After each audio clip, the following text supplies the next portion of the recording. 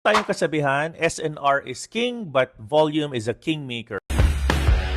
Alamin natin, this is Coach Miranda Minor. Kay Miranda, SNR is king. Totoo yan, no? Because even if the oscillator says buy ka na, but the SNR, marapit ka na sa key level resistance, pwede ka pa rin magkaroon ng correction. Sa support naman, kahit sabihin ng oscillator na mag-buy ka na, pero sinasabi ng support na, oy, meron kang key level support, baka mag-bounce lang yan kay Miranda or baka mag-breakdown na because sa key level support na.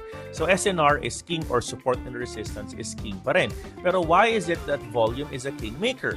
Dahil kung mga breakout trades ka naman ang hinahanap mo, ang mga breakout on key levels may just create a fake out kung walang guaranteed volume or wala ka nakikita mga sumasabay sa'yo. So ano pa mga diskarte dyan? Dapat doon ka sa mga hours na marami pong volume, no, in cryptocurrency. Follow ka lang sa akin for me to tell you in the near video ano ba yung mga hours where I can see volume. So pwede ka sumabay dyan mga kameranda.